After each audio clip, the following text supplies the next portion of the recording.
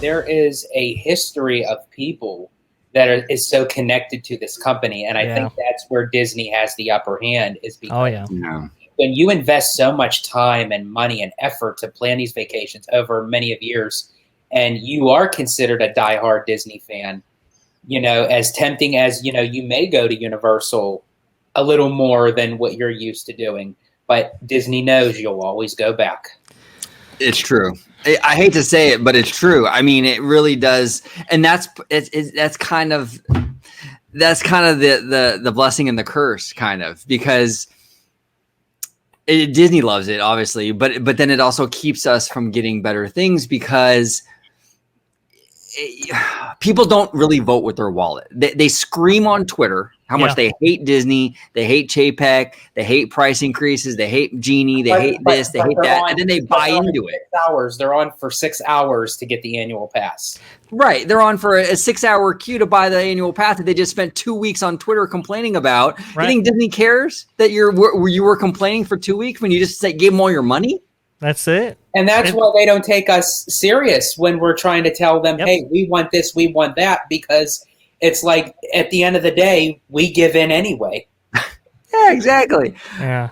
It's hilarious. We're still coming back. So why do anything different, right? Because you're going to say everything out to the world, but you're going to be in line just like everybody else. So that's it, right? And those are the ones that are up at 4:30 in the morning, standing up by the turnstiles, waiting for the park to open.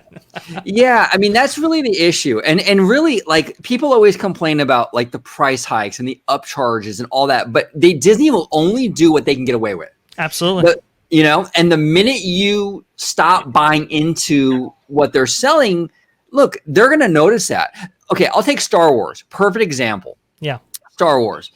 There's Star Wars is like Disney in the sense that there's a passionate fan base, right? Sure. Yeah, absolutely. And people have been complaining about the Kennedy era, for years. Mm-hmm.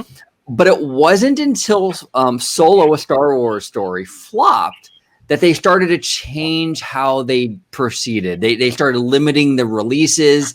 They really started to kind of restructure and reshuffle things. Money matters, right? It matters. And it wasn't until Solo flopped that they started to take notice. And the same thing with the parks. They're not going to take notice until you stop buying that stuff, Think about what happened with Wizarding World, right? When Wizarding World came up and people started spending dollars at Universal and going, hey, let's cut out a day at Epcot or cut out a day at, Magic Kingdom to go to, Universal a couple more days or to go to Universal at all to see this Wizarding World, they took notice. That's when we got Pandora. That's when we got Star Wars Galaxy's Edge. That's when we got all those great additions that we've come to know from these parks, is because, hey, people started spending money elsewhere.